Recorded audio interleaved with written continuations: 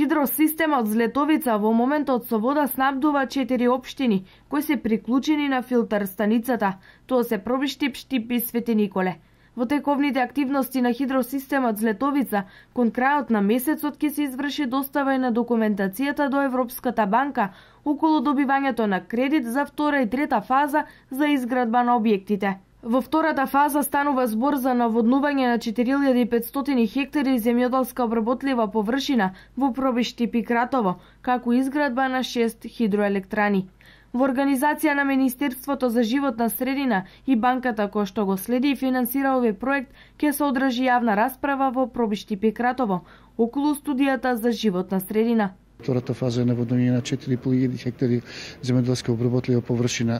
во Пробиштип и во Кратово, значи во Пробиштип 3.500 хектари во Кратово, како и изградба на 6 хидроелектрани, од кои 3 големи и 3 помали, со мощност околу 10 мегавати или околу 40 до 50.000 киловат часови електрична енергија годишно производство, кое што со прости зборови кажано дека целокупното потрошувачка на енергија на Пробиштип, Кратово и малку на проширокиот регион ќе биде обезбедена само од овие хидроелектрани. Така да очекуваме да сето ова се финализира до крајот на годината и да добиеме зелено светло од страна на Европската банка за финансирање на овие проекти кои што се и како важно за завршување на целиот проект хидросистем Злетовица, бидејќи тоа е